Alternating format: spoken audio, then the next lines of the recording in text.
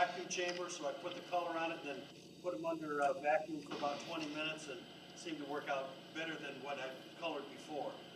I did pre-turn them before I colored them. Otherwise, in the past, I've colored them, turned them, the color was gone. Didn't soak in far enough. So anyway, that's mine for tonight. Okay, we got here at the end. I don't have to go up there. Okay. Just a couple of pieces.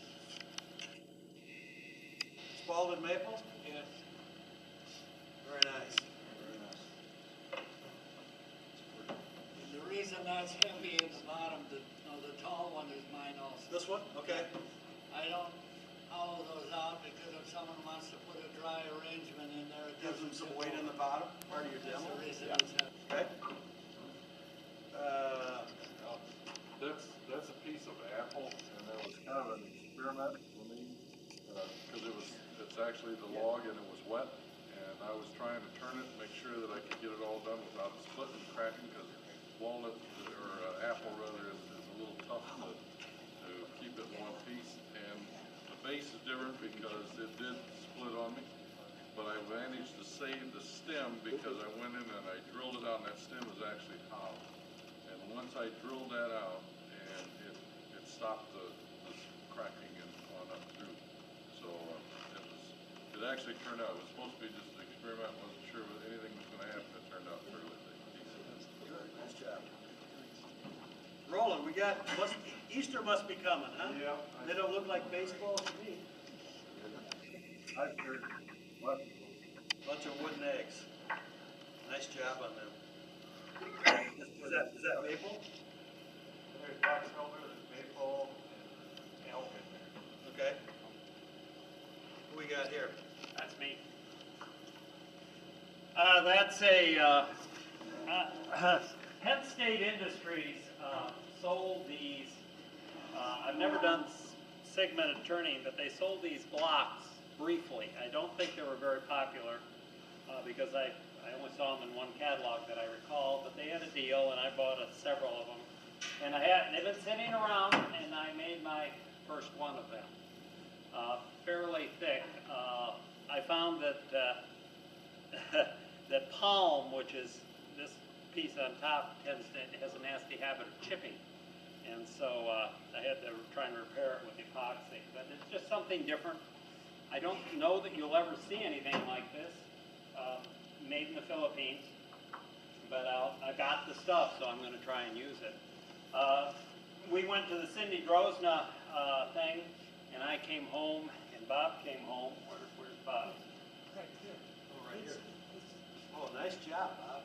Bob came home, and I'm a firm believer if you don't practice when you take a class, you might as well not take the class. So this was mine, and this is Bob's first effort to do what she showed. My onion, she calls this part the onion in that picture, the one that you saw, was much bigger. I had 2 catches in the process of making this, so it shrunk. But the design.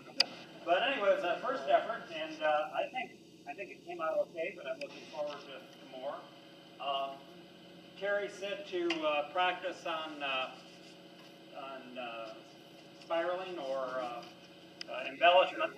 This is Chatterwork. This is my first effort on spiraling. It really didn't come out all that great, but it's not that bad either. So I did try to do what you suggested. Good. And this piece, I very much like to identify. I have no idea what type of wood this is. So it's spalted something. And actually this area right here is ended up being eroded by the sanding. So it was pretty rotten is what it was. But I'd love to know what it was, what type of wood this is to put on it. And finally, I brought a piece of paper, which Terry forgot to share with you. It's how to spalt wood. There's 2 methods shown on that. I have 20 copies. So if basically some of you do, or you might want to try it if you'd like to make something like that out of spalted wood. Finally, Cindy Drozna talked about she used masking tape to hold on her Forms. to hold it together. Jam chuck, that's the word. but she said she used green masking tape, which I had never heard of. And I've tried masking tape, but as we all know, if you try masking tape, I have blue masking tape, which is for painters, and that stuff doesn't. This yours too? No, sir. That would be mine. That'd be yours? That I wasn't gonna show it. Well, sure. This is an experiment, a baby rattle, obviously. I'm trying to teach myself how to do the captive rings, and while I'm doing the captive rings, I thought, well, might as well try it on the new lathe. So I'm trying different techniques to turn the rings successfully without them blowing apart. And then this is cherry wood that's been finished with sanding or salad bowl sealant. So it's babies. Yeah, exactly. Since I've gotten, 2.5 grandkids just in the last year, thought I'd get busy on that. Okay, Gotta collect the other ones at home. I'm guessing this is Gene's handiwork. Yeah. Well, you said you should do some spiraling, but I must have got confused, and that doesn't Yeah. look like the same stuff. I don't know if any of you saw this, but this is done with cable drive system that other people have, I don't know if somebody else has done that here or not, but where pictures are here, maybe I can just send them around, might be easier to see how. If you look on the website, I posted them there too. Oh, did he? Yes, sir. Anyway, this was done just with the lathe itself.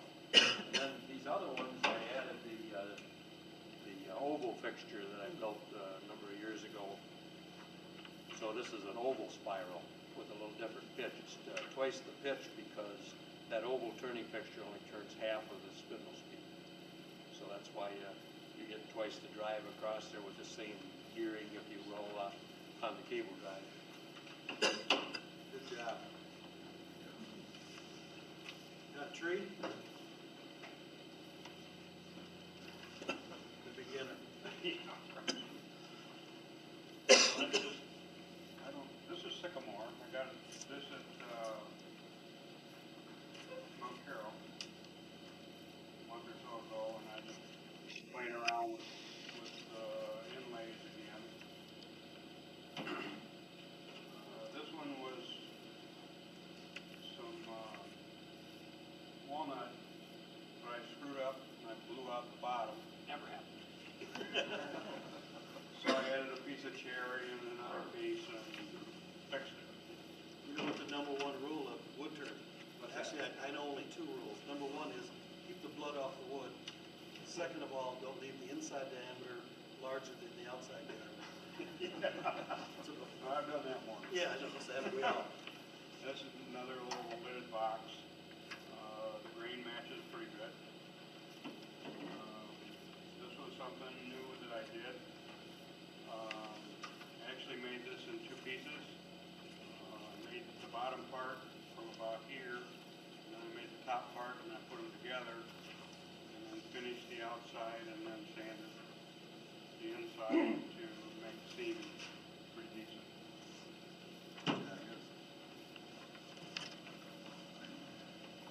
Bruce, that is just a bowl that was going to scrap, and I continued to play around with it and finally made a bowl. You got her done, huh? Yes. That looks like, I think it's maple. with a pith like that, it almost looks like, what's that? Ash. Black locust. Did you get that from me, by chance? I may have. Yeah, I think that's black locust. And that A little, lot of sapwood, but the grain looks like a lot of that black locust. and that will come apart. That is at the top will come off. Nice job. And then I had help with that, and he's sitting over there in the middle. All right. That was a little bit Bruce. All right, who brought the bug in? I did. Crawled out of those holes. Crawled out of these holes? This is absolutely gorgeous. Why don't you just stand up and tell us? I'm kind of proud of this. I've been trying to get rid of this maple burl that came from the home farm the last couple of years.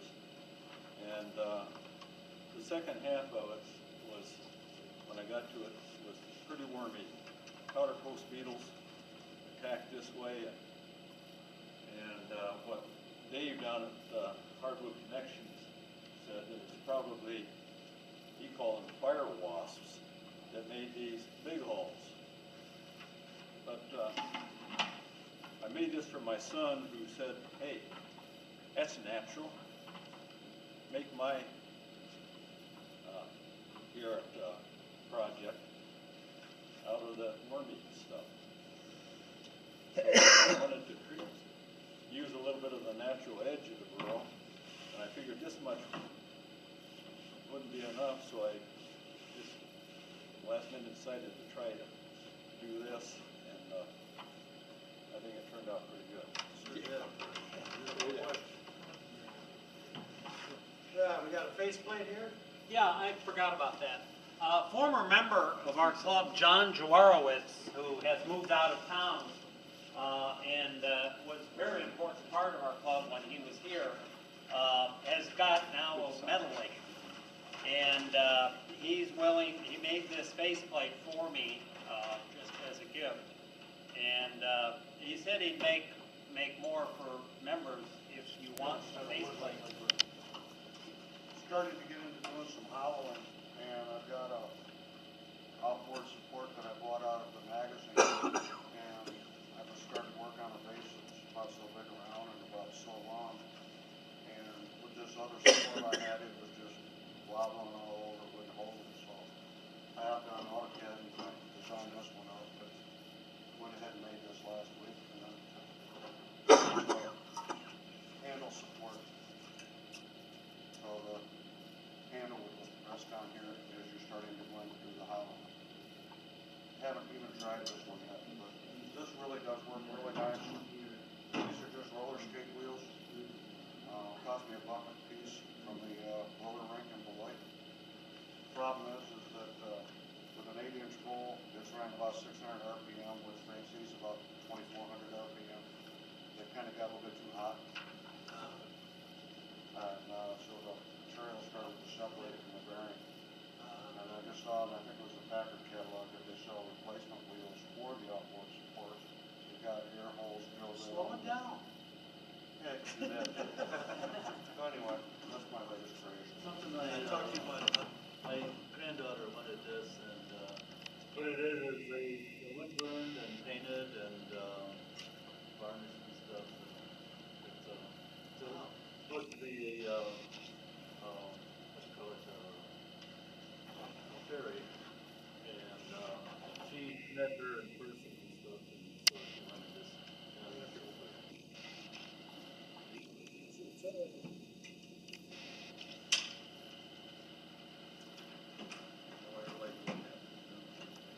Thank you. And the frame I painted that and made it kind of turquoise. All right, we have one more. Well, I'm in the process of turning some Play-Doh, I think it's burl. I got 18 roughed out pieces, and as they dry, I can finish turning them.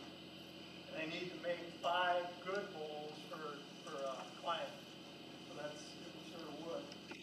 So these two here, I was ready to put them in the fire pit. I mean, I was that close. And I thought, well, I could try something. So this one here, it's got three cracks in it. So I used my biscuit joiner. Then I did another one that has just one crack that I did biscuits in. This is kind of maybe an overkill with the biscuits, but it's an experiment, I guess. Was that a butt sticker before you? Yeah, right. I pretty much finished the outside and sanded it and turned, and then I did biscuits. The reason I asked is because I saw on YouTube, you may want to think about it too, when it was thicker, when it was roughed out, he actually took a long drill bit and went down through and then put dowels in it all the way through. And biscuits, I like that, it's the same diameter. Oh, it was easy. But yeah, he took a long drill bit and went like side to side of the cracks